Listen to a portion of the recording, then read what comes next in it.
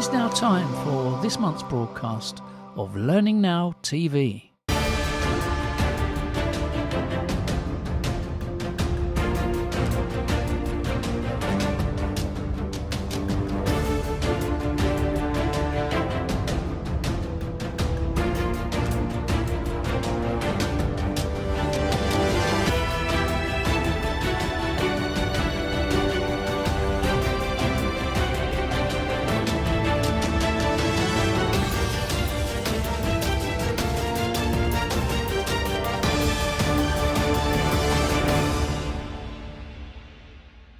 Welcome to the April edition of Learning Now Television. Spring has sprung, although there's, UK, the odd hailstorm, the odd rainstorm. We're still having some crazy weather, and it's a busy time in the market as well. Nigel, what have we got on the show this week? That's a perfect metaphor, I think, Kate. The perfect metaphor. There is sunshine, but there's also storms, hail, and freezing weather. That's the way it is. We've got a really interesting set of people lined up for you today. The first is Paul Matthews, and Paul is making the obvious statement that if you're not about behavior change in learning, what on earth are you playing at? And he talks about how you can assure yourself that behavior change is actually happening and what that really means. Good, solid, reliable stuff from Paul, as usual. And the second big speaker this month is Dr. Serena Gonzalez Fersh. Serena has finished her doctorate, so she's talking about that, about the research that she did, interviewing a whole bunch of people in L&D and getting their take on the present and the future. And finally, Daniel Taylor. Daniel's talking to Joe Cook as part of the link up between Learning Now TV and Training Journal. And Daniel's talking about coaching, he's talking about communities, he's talking about AI, and he's talking about inclusion. If you can work that all into an interview, he's a better man than me. So, Kate, enjoy the show. Enjoy the show.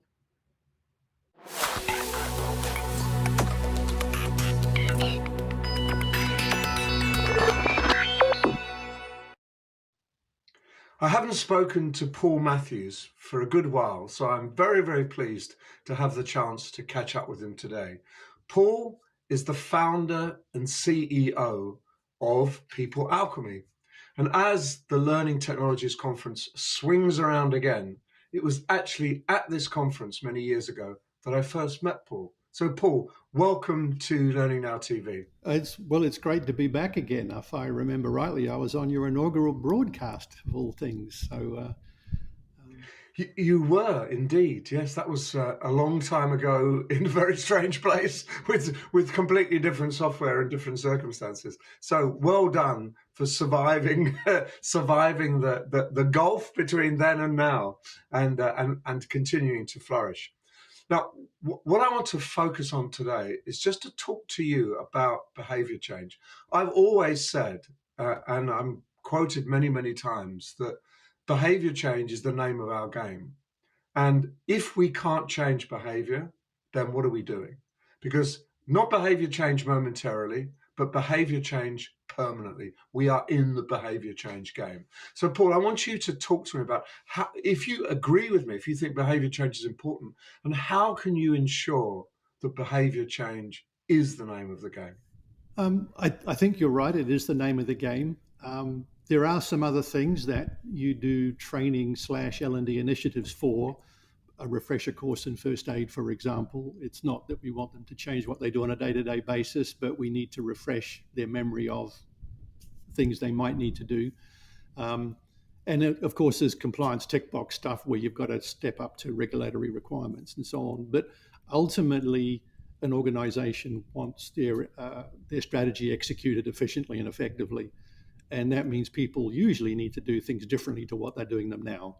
So if you talk about people doing things differently or doing different things, which is the definition that Robin Hoyle uses for learning, which is wonderful, then you need to be focusing on how do we, in effect, deliver behavior change rather than how do we deliver learning.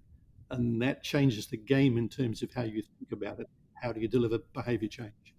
But I'd even push you back on on first aid. That what you want is not someone who knows how to do CPR, but someone who is prepared to do CPR in a particular circumstance. And that is about behavior change.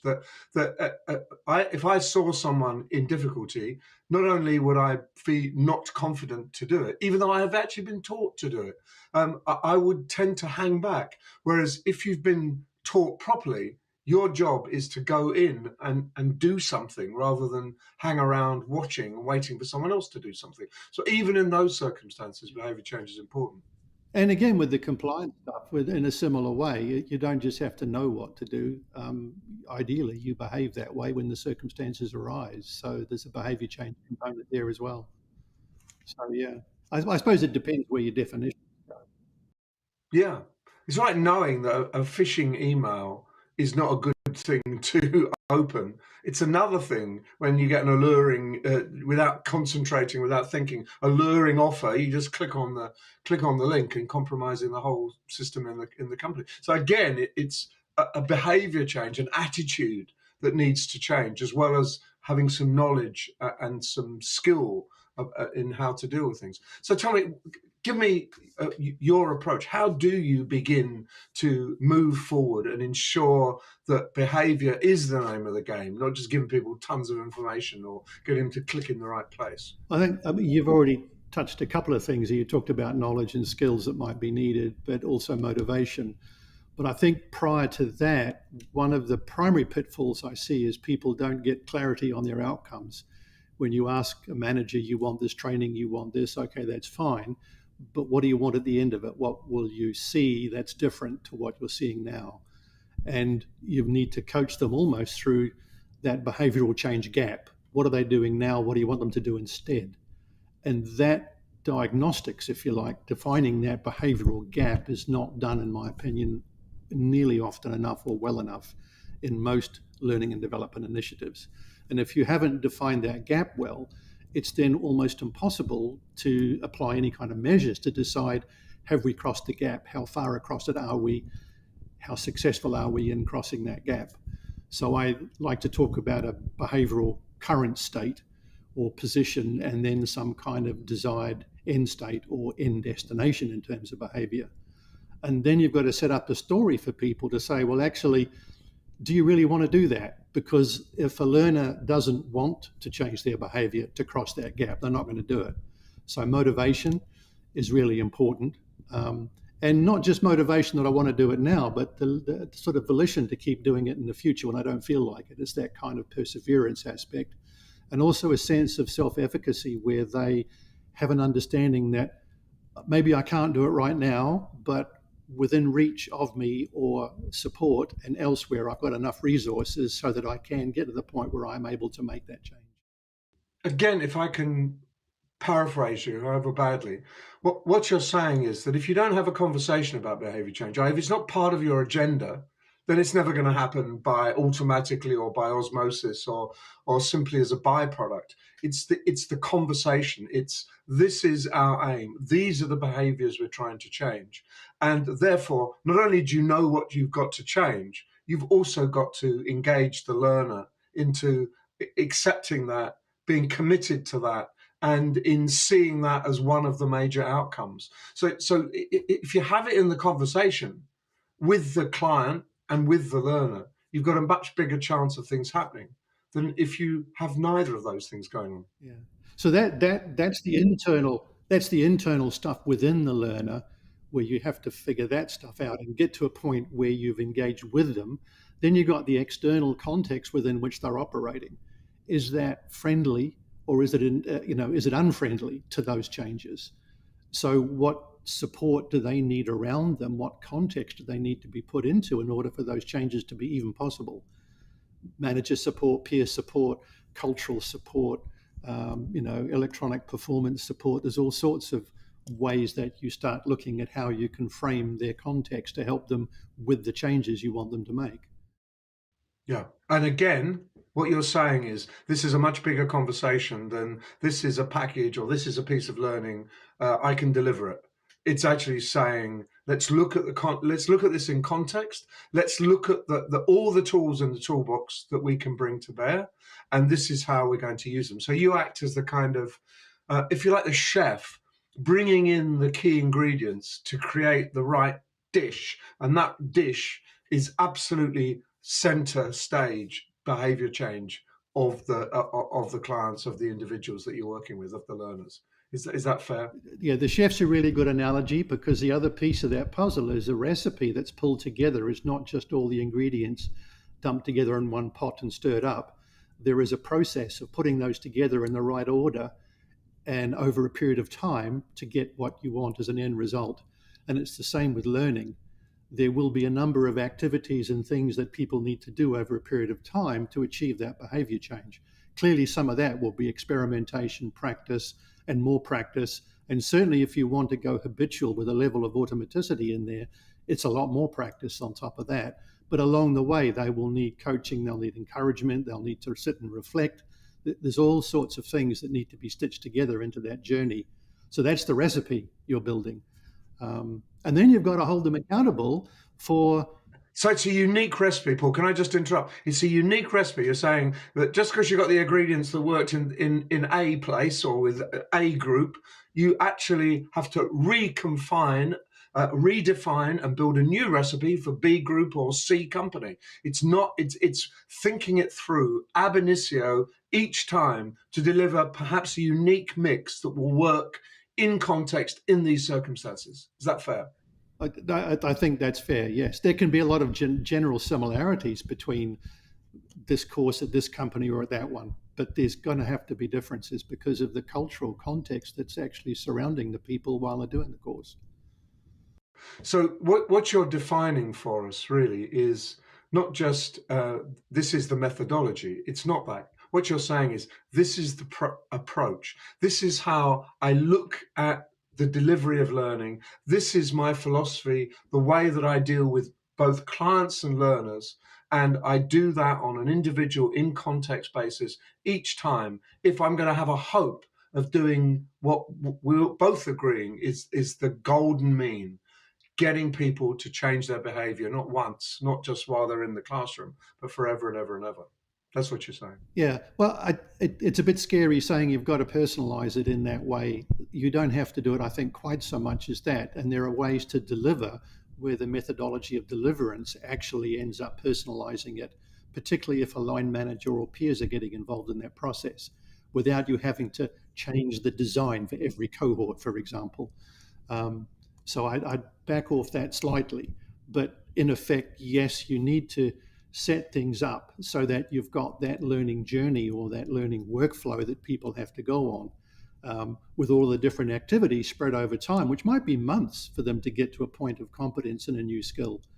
And that's where technology can come to the party, of course, is if you are delivering a number of activities to these people to do over a period of months, and you've got hundreds of people, you've got thousands and thousands of activities that you need to deliver and track in order to hold people accountable for doing the things that we know they need to do in order to get the changes that we want to happen. Because if they don't do those activities, it's a bit like, logging onto your sat nav and then ignoring the instructions. That's just crazy.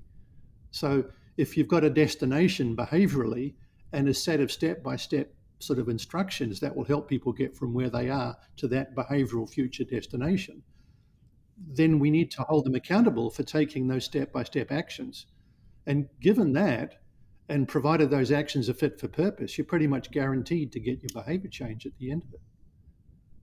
And that's where technology can come into the party, is both delivering those activities in that workflow, and on top of that, measuring progress as you go. So you've got in-process measures, plus measuring towards the end where you're looking at assessment of that behavior change. And there's a number of ways you can do that as well. Yes, I agree. Paul, I think these are really wise words and sound advice, and an approach that in some ways we should not still be talking about this because it should be second nature for everybody. But unfortunately, it's not. So please, if you're watching this interview, listen to these words of wisdom from someone who knows what they're talking about. So Paul, it's been a really great pleasure speaking with you again. And I wish you the very best for the rest of this year. And I will see you at Learning Technologies. I will see you next week at Learning Tech. I'm looking forward to having a coffee with you, Nigel. So yeah, thanks very much for the time, and I'd be delighted to chat to anybody about this stuff. So.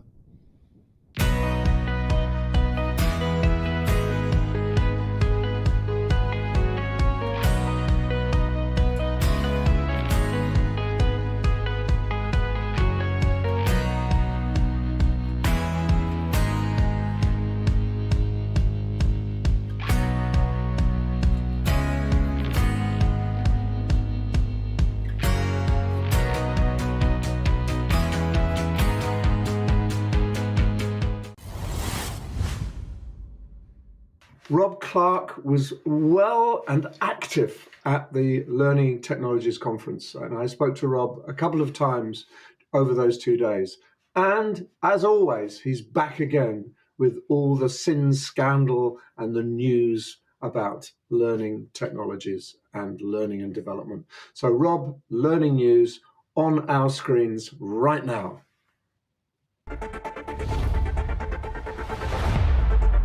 Budgets down, lengthening buying decisions. We have the latest on the digital learning market. L&D salaries are increasing, but salary satisfaction is down. We take a look at pay in the sector. A new qualification for instructional designers is on the market. Learning News speaks to its creator.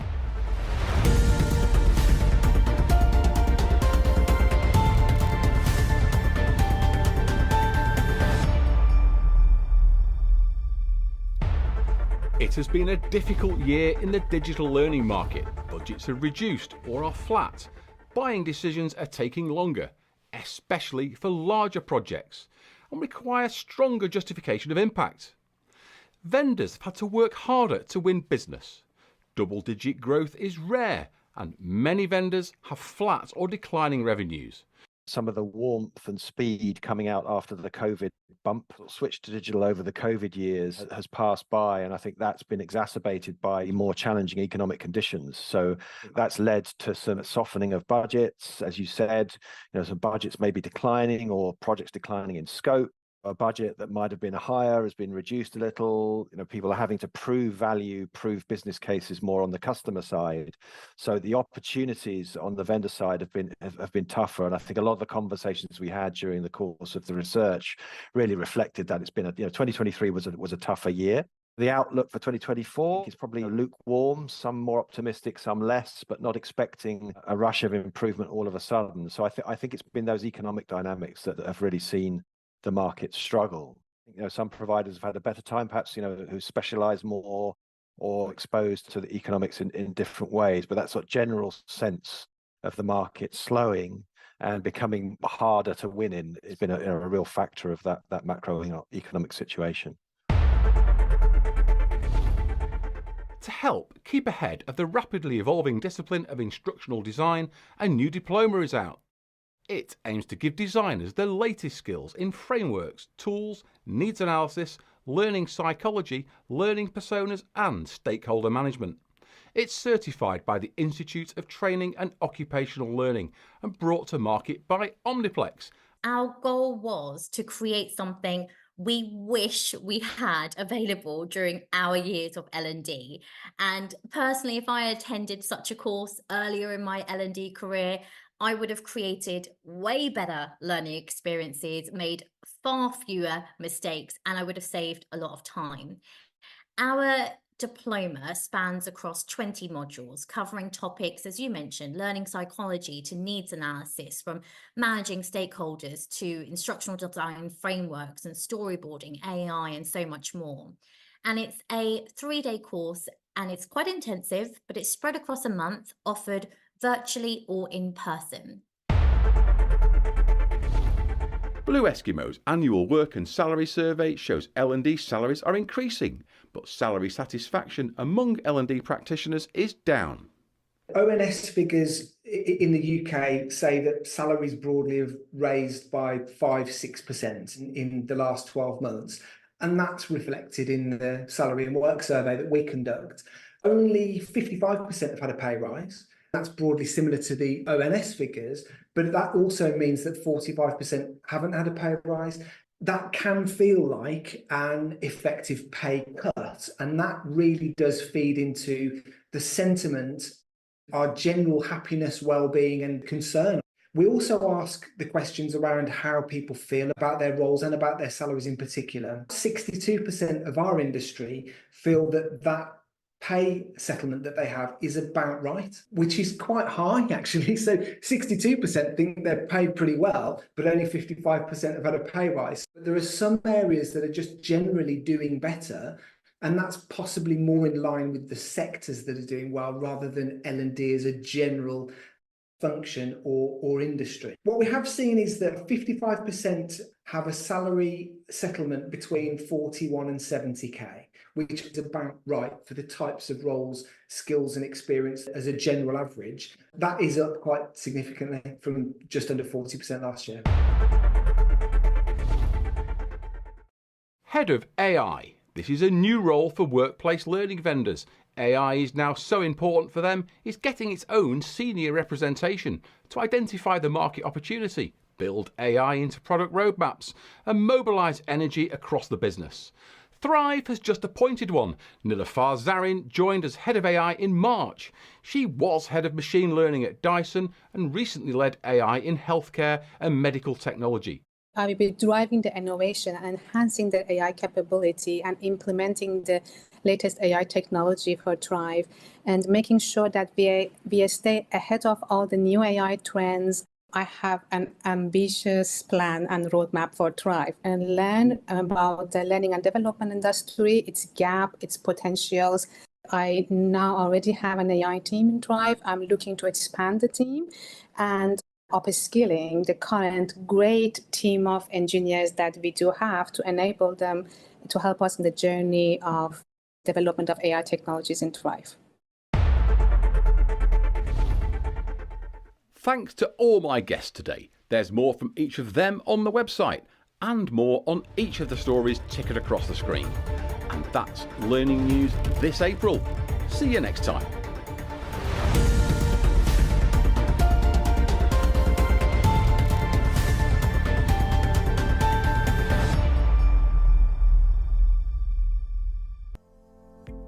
Are you productive or are you just busy? At Happy, we run a productivity blitz course. It runs for a whole week, 15 minutes in the morning, 15 minutes in the afternoon, with 10 top tips. Those who came on the course found they gained 38 minutes in productivity each day. So let us help you be more productive.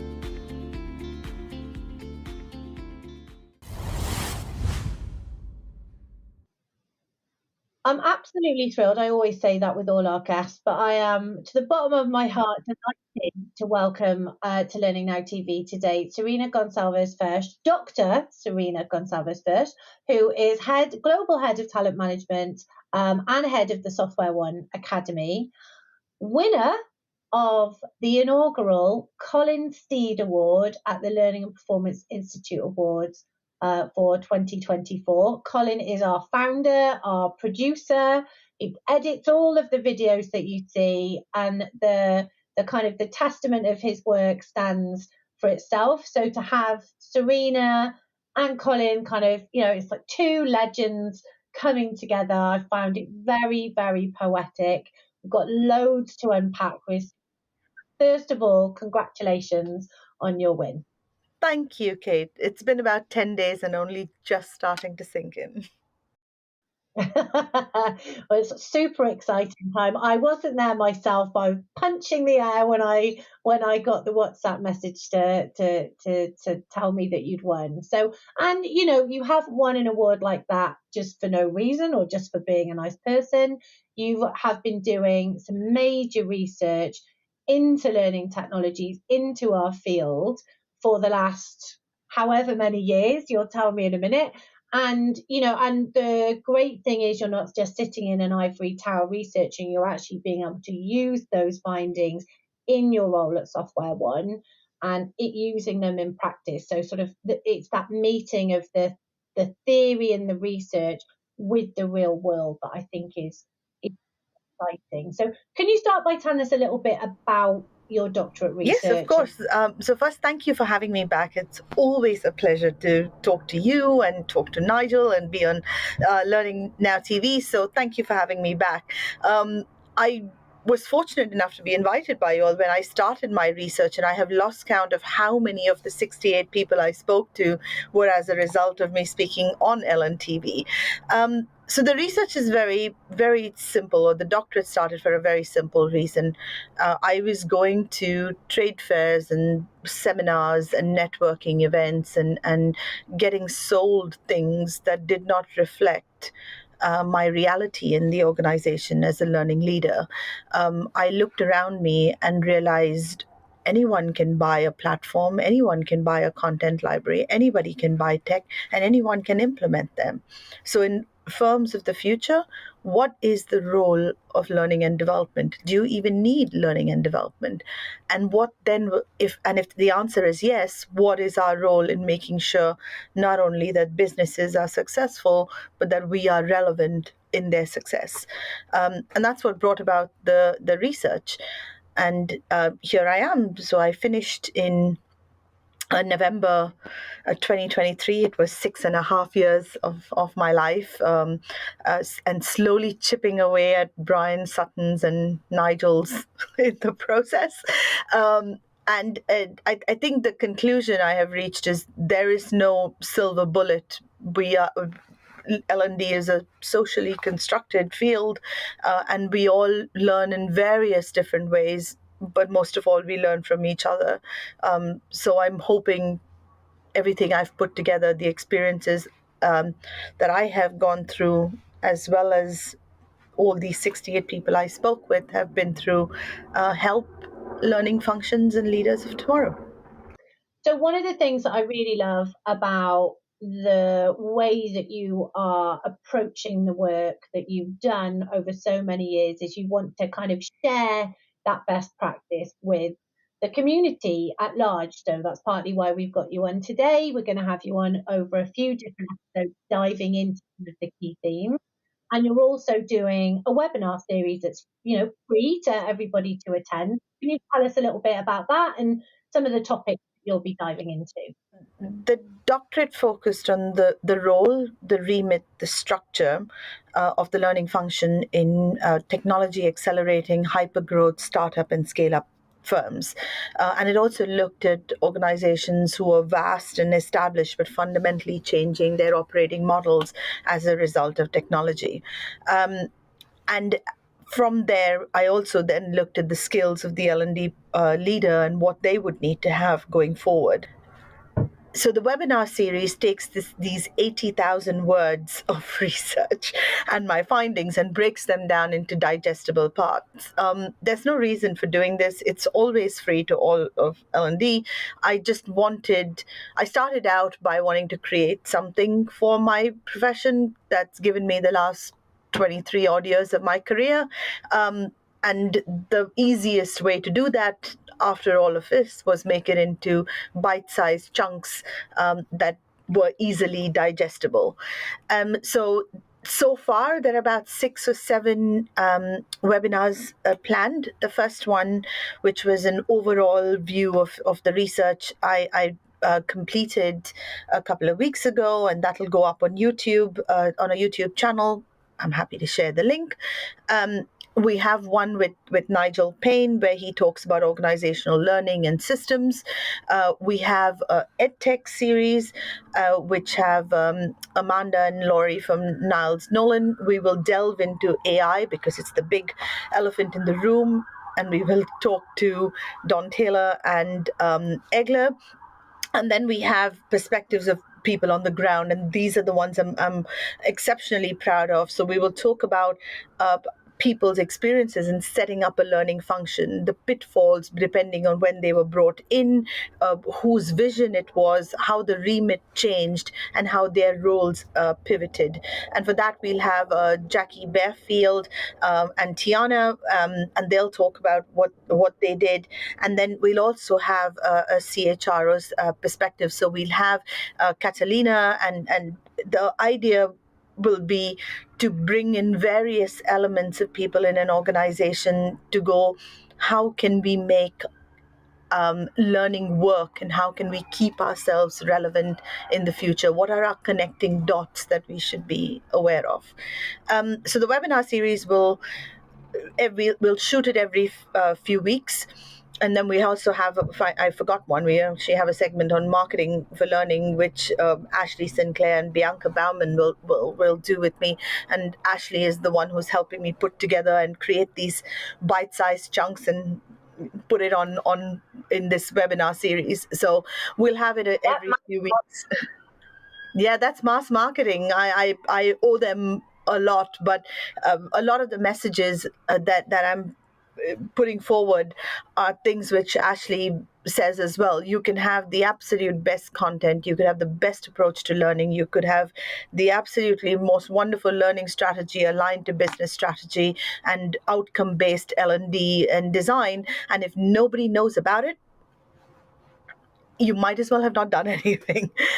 And I know you're going to come back and talk to us about some of these topics in some more depth as well, in a bit of a series that we'll stitch together. So and I think the community should be and the profession should be grateful to you for wanting to share this stuff out there for free. But just sort of, for the last couple of minutes, just on a bit of reflection on, the world's changed a lot in 6.5 years, my goodness, and the pace of technology, geopolitical, economic change that we continue to be, part of, whether we like it or not. What I'm not asking you for predictions necessarily, but what are your thoughts? A bit of a prognosis on where the profession is going and where maybe some of our viewers could concentrate some of their focus and efforts, as well as coming to all of these great sessions. What would you advise people to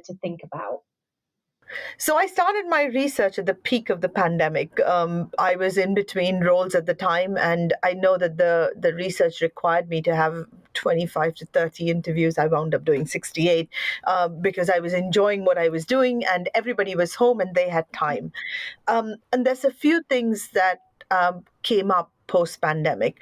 To say that we are in the same world we were before isn't true, but that isn't entirely due to the pandemic. Technology has changed, and to your point, we live in a constant VUCA world. I think there's a few key elements which come up for learning, which were less so before. There are skills that we ought to have, which were a nice to have before, and an absolute non-negotiable now. Commercial awareness is one of them. We cannot be in an ivory tower churning out courses, managing a platform, and not measuring business impact. That's gone. I actually had a chief people officer saying, apart from compliance and onboarding, strategic L&D is a luxury in a startup. And I went, the more we are a luxury, the more dispensable we are. So what keeps us relevant? And that understanding how you drive business value and drive business outcomes. So commercial awareness is right up front there.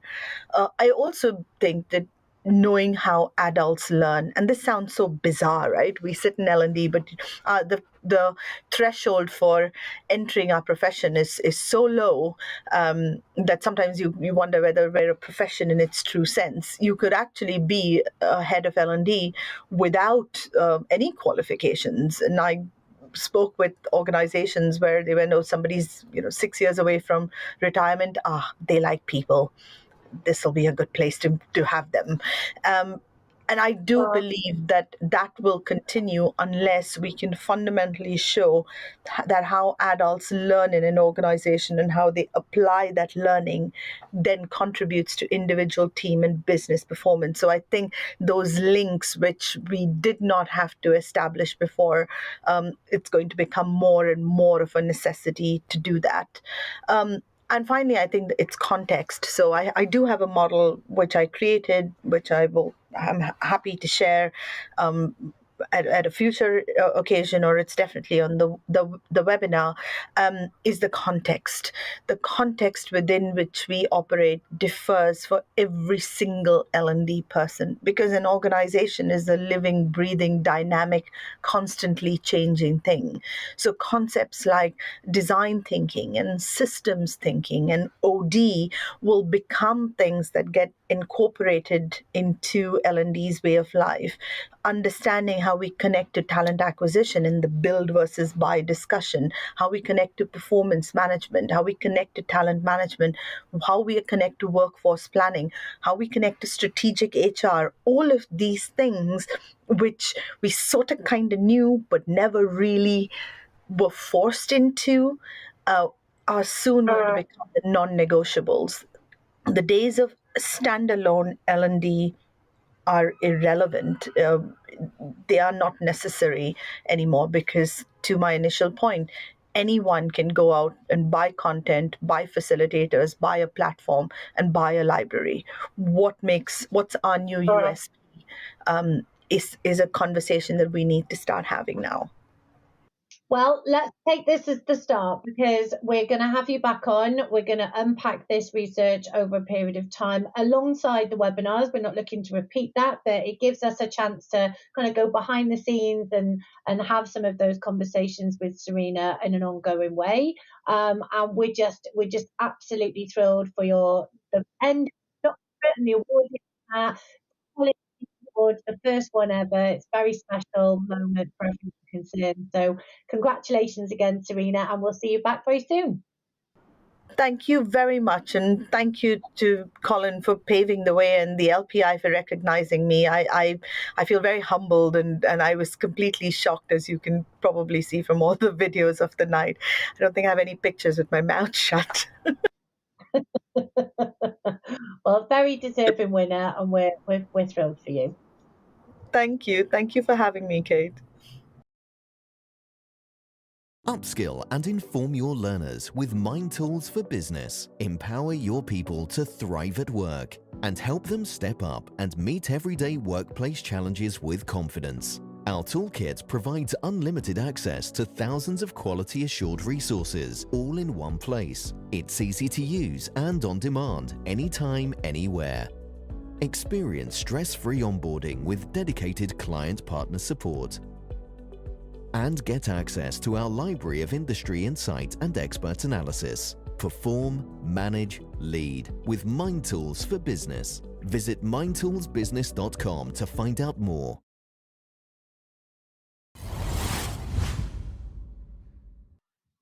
Six months seems to have flown by incredibly fast. We're delighted to welcome Toby Kang back for his last installment of his series on employee experience design. I think it's been an amazing addition to the show and a really important part of the conversation that we need to think about going forward. And this last segment from him is something that's very, very close to mine and Nigel's hearts, I think, and it's about how L&D can be a commercial differentiator for your organisation. Listen up. Hey there, this is Toby for the last video in this series looking at employee experience design and how L&D can impact the wider HR strategy in the organizations they work with.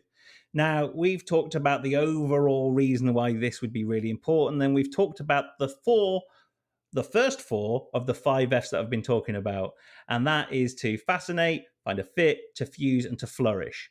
The last one is 5 stars. Now, I can't underestimate how important this one is. I'm kind of banging on the table here, so really passionate about it. Why this is important is this is the step that has the ability to completely transform HR, learning and development, to be a real recognized commercial differentiator within inside an organization. And that has been the aspiration of many learning leaders I've worked with, many HR leaders, but they've never quite got there.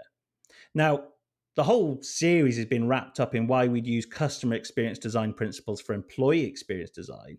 And the reason is that customer experience has been around for ages and it makes money. And so it's been refined a lot over time. And it's been refined quicker with more money than HR. So we actually have a really unique opportunity here to learn from customer experience design and apply it to HR. We can have some real quick wins by looking at what has worked and what hasn't in customer experience and applying that to our own teams. Now, why would a kind of customer facing organization look at customer experience design? Well, most of them go to customer lifetime value. They don't look at customers at a single moment in time about when they bought a product or engaged with a service from that organization. They look, as we've been talking about, the beginning to end journey from the very first engagement with that business to the very last one, and how that then pays back to them in various ways, not just sales. Now, when we apply this logic to HR, there are a lot of people out there talking about employee lifetime value. How much value does a business get from an employee over the time of that engagement? Two problems. The first one is that generally starts when an employee joins a company and finishes when they leave. We've already talked about the beginning bit that the value starts way before that, and what we're here to talk about in the final of the 5 Fs, which is 5 stars, is that it goes beyond that as well. The second problem is everything that we've talked about has been about a two-way relationship. Employee lifetime value is a one-way metric. So I'm come up with the idea that we have employee lifetime value and we have employer lifetime value, the amount of value an organization gives to its employees. Fuse these two metrics together, you get mutual lifetime value, which is your golden standard for creating the very best HR learning and development function within inside your organization. So if you can get the balance of mutual lifetime value right, you are going to end up having 5-star reviews for your company from ex-employees. Generally, there are 3 routes out of this 5F cycle. The first one is you get promoted internally. You go somewhere else inside the same organization. The second one is that you actually leave the company for a different career or a different job or the same job at a different company, but you leave the company. And then the third one is you're forced out through redundancy. Now, in each of these situations, I truly believe that if you manage those processes correctly, you can still have an employee leave an organization and still become an advocate for that company. That's really important because you can actually, funnily enough, measure the impact of advocacy once an employee is left. How? Threefold. The first is sales. Does that ex-employee engage with your brand to be a loyal customer? Now, you'll have a customer insight team. They will be able to link that with your employee team, and you'll understand whether they're actually customers or not. The second one is recommendations. Are they recommending other people to come and work for your organization? Again, most recruitment teams I've worked with do actually ask that, have you been recommended? And actually, a lot of companies offer their employees a kickback, some money, for recommendations in employment. But that finishes once they leave. It doesn't actually continue after, which is a little bit baffling. So the sales, there's recruitment, and then there is the recommendation and advocacy as well. They recommend other people to buy from that organization as well. I'm going to give you, for instance, I worked with a fabulous person about 7 or 8 years ago now, and they used to work at a large UK supermarket. They have not worked there for over 10 years, and I spoke to them last month, and she told me that actually everything that I've just said when I told her, she's like, I still shop at that supermarket and have done loyally for the past 10 years. I have recommended that my people, my network, go and work at that supermarket. And I also tell my friends and family that they should also shop at that supermarket because of the way she was treated or how she was looked after while she was there. She has so much respect for that brand that it's paying back to that organization 10 years after she has left. Now, whether that supermarket knows that, whether that supermarket measures that, I don't know.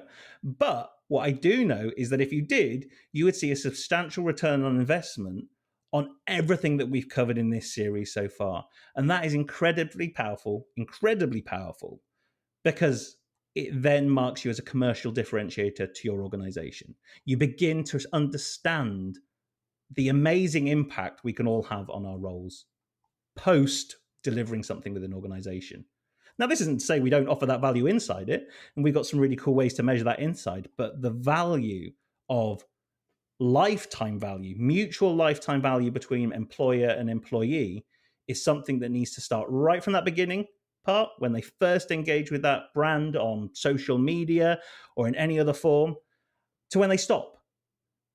And that person I told you about, that story, they haven't stopped engaging with that brand yet. That is still an advocate for that organization. So it shouldn't be that, you know what, they left. We don't need to keep in touch with them anymore. You actually do. You need to keep hold of them and care for them because they are giving you way more value for money than you ever anticipated when they were just working for you. It has been my absolute pleasure to do this series over the past 6 months. I have had an absolute blast with Colin and the team. I just want to thank everyone for the opportunity and thank you for listening. I've had a real good time and I hopefully get to speak to some of you soon.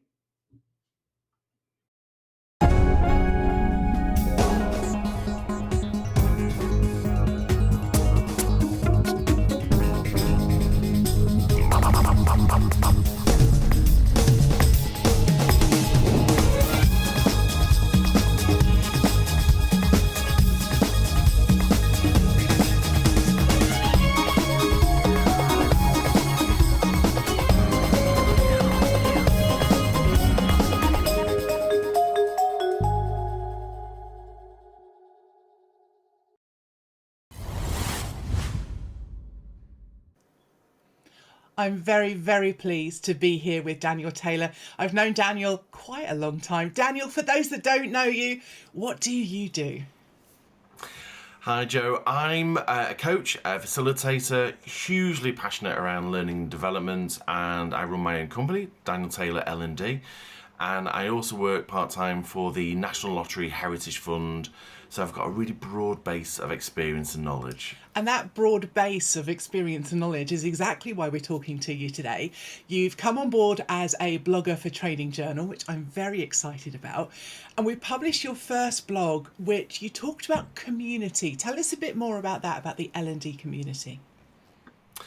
The L&D community, particularly for me, has been a mainstay throughout my entire career. It's something that has really helped me from day one when I really wanted to move within HR and the learning and development sector, and really wanted to get to grips with everything around knowledge and learning, and that's very hard almost initially because the only way in is via education, books, and it doesn't necessarily give you the broadest base of knowledge, I guess. So for me, it started off with an absolutely fantastic manager who identified, where I needed to go, started to put me in touch with various people, in touch with the CIPD, the local branch, and it grew from there, really. So I've always had this access to a community to support who can support me, but equally I can support them. And I remember when I wrote this in the blog, the word generous really stood out for me. And this is not about giving stuff away for free or anything like that. It's around just this generosity of the community, around people who would come together, talk, share ideas, give you the opportunity to practice, or say, oh, I know someone who's great at that. And I think that's literally how we met. And it's like, oh, let me introduce you to so-and-so and so-and-so.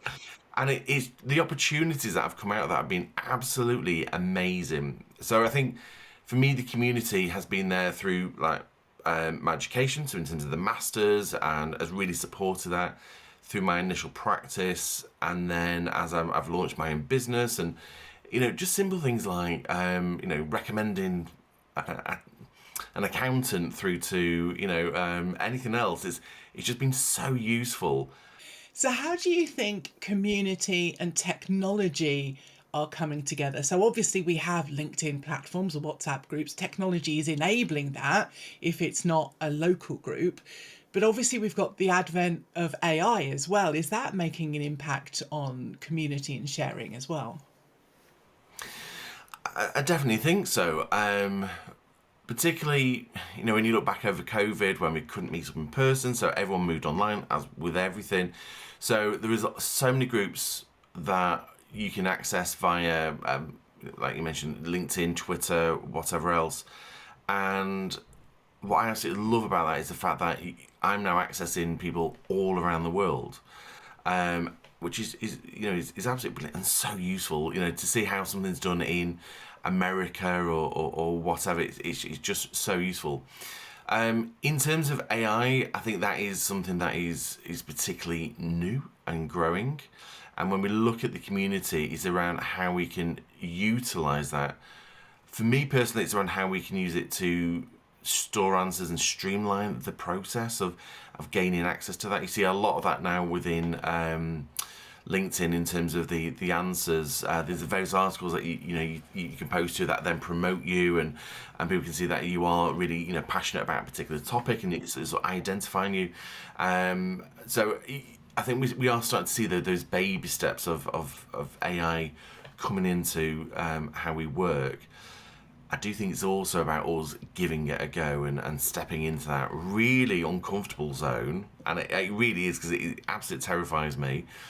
But there is, this is going to be such a fast-changing period of time. Just looking back over the past 6 months, about how much has changed and how AI really is starting to be embedded in everything. And what about it terrifies you? I think for me, it's the unknown, and just starting it does feel quite. It's alien. It's completely new. I don't think there's been anything like this before. So, and it can be very overwhelming, especially when my experience of many L&D practitioners tend to be in either very small teams or just yourself. So when it's just down to you and you've got to do this and step into that world, that is really, really challenging. So, I think for me, I went to the World of Learning a few weeks ago, and Trisha Uhl was there and talking about this whole world, and I'm just breaking it down and go, don't be hard on yourself, give it a go, baby steps. Try the new technology that exists in your mobile phone, that AI really starting to creep into that. There's apps programs such as Bing in terms of imagery and others where you can see it. So give it a go, see how you get on, and that I think will allay those fears and start to build confidence. The risk is, if you don't do this, that you will be left behind. But equally, there's so many great opportunities. I'm from an Office 365 organisation, and just seeing how AI is embedded in everything from like MS Forms, for example, and yet still receive from various people like a Word, document to complete, and you're like, yeah, this could do this, and it automates it so much more. So for me, it's that opportunity to really streamline that efficiency and make it easier, especially when you are a sole trader or an individual in an organisation. It is only you, so if you can speed this up, that's great. And I think one of the things that you can speed up things with is things like imagery and content, and we were talking a little bit about imagery and the challenge that we have. So I was talking about the challenge of getting the exact right description to get the images that I want in terms of things like body shape or skin colour or background. Tell us a little bit more about your thoughts on that. My experience on this has been that there is the inherent biases that exist within society. AI is obviously taking everything that exists within our society, from our web searches through to our databases, everything that it's been able to access, and that is now borne out in what it knows as a system. So there's inherent bias. So it's no surprise that if you're asking for an image, you're probably potentially going to get a very white centric image. So that then means you almost have to, when you're putting in your prompt commands, change that and be very specific about what you want, which then almost makes you very specific, and that almost feels uncomfortable or not particularly right. So hopefully as we do more of this, as we introduce those correct ways, correct language and representation into AI, that will then in turn improve. At this point about inclusivity, I know it's something that's close to your heart. What can we do better in L&D with regard to inclusivity? I think the bit that I always talk about is visibility. It has to be front and centre. It can't be just, that tick box exercise or that element of just once a month or once a year around Pride season, or for me, LGBT History Month, which is when we're recording this. It's great that has been done and is almost the bare minimum, but you are at risk of being seen as, particularly with that around rainbow washing, where, we're really gay and proud and inclusive during, one particular month and then it's something else. So it really is around visibility and ensuring that it's built into everything that you do. So I love equality and diversity programs and things like that. But equally, it should be bled into your leadership program, into your recruitment and selection content, or when you're just running like an upskilling session. So when I run things for the National Natural Heritage Fund and we're talking about heritage, really ensuring that inclusivity is brought into that, so we can demonstrate that, this has always existed for many years, and it's not just done as that one time. And for me, and it's probably just out of shot, but just here I have my Lego inclusivity model, which is always on the shelf. Stems so many conversations because it's always there, and also gives confidence to people who may not feel confident around their sexuality to say, I am an ally and I'm really there to support people around learning and development. So that's just one example, but for me it's around how it's embedded in everything you do, so it doesn't feel from our audience as a tick box exercise. Fantastic. Well, Daniel, you're definitely not normal and you are definitely special. Thank you so much for your interview today. Thank you very much. Well, that's it for another show. Time flies when you're having fun. Nigel, lots to pick out from this month, but I really have to lean in and applaud Serena for all of her hard work in her doctorate, which obviously you were quite close to, winning the inaugural Colin Steed Award at the Learning Awards 2024. But she's on the front line. She's doing it. She's making changes. She's applying what she's gained from her research, and then she's willing and open enough to share that back with the community. And I just, I am biased because she's my friend, but just think she's doing an incredible job. I agree with you. I think Serena is a thinker, so she had to grapple really hard with a huge amount of data to make sense of her doctorate. So she's a thinker, but she's also a practitioner. She's out there. I think she's probably in India now or somewhere. She's all over the place, all around the world, trying to help her company consolidate and really integrate learning into a very fast-moving software company. So good luck, Serena. I think she's a really great ambassador, and the interview illustrates a little bit of that. And she's totally into behavior change, like Paul Matthews. She's not saying we want everyone to love what we do. She wants everyone to change, modify their behavior to serve the business needs better. So that, in some ways, the two of them are all about outcomes. The two of them align. I think if you sat them across the room, they would agree with each other. So that was a really good pair of interviews to bookend today's program. I completely agree with you, Kate. That was fantastic. And looking ahead, we're just off the back of learning technologies, but what's coming up in terms of events for the community? Festival of Work on the 12th and 13th of June. So that's in a couple of months' time. And then there's an unconference. This is Fiona McBride, good old Fiona. She's revived the idea of an unconference. On the 24th of June, she's working with anyone who wants to come together with her, for HR leaders, learning leaders, to basically sit and have a really interesting discussion with no big keynotes, no big stars, but lots of people really engaged. So I wish her luck with that. I really hope it goes well for her. And then Learning Live, 2024 is on the 11th and 12th of September in London. And then in October, Learning Pool Live. That's going to be in the brewery in London. They've been there before, which is a very, very nice venue. And then right up to November, 6th and 7th of November, CIPD's annual conference and exhibition. Woo! So when is our next program going out, Kate? Our next program is going out on the 30th of May. So in between times, I've got a couple of events to go to as well. So our Cornerstone Connect conferences are happening. And someone told me you were going to Chicago, Kate. Yeah. Is this true? Chicago, Vegas, Stockholm. Yeah, I'm getting around. So I will be reporting back and sharing any good insights as well. Excellent. The much travelled Kate Graham and I wish you the very best, and we'll see you next month. Bye for now.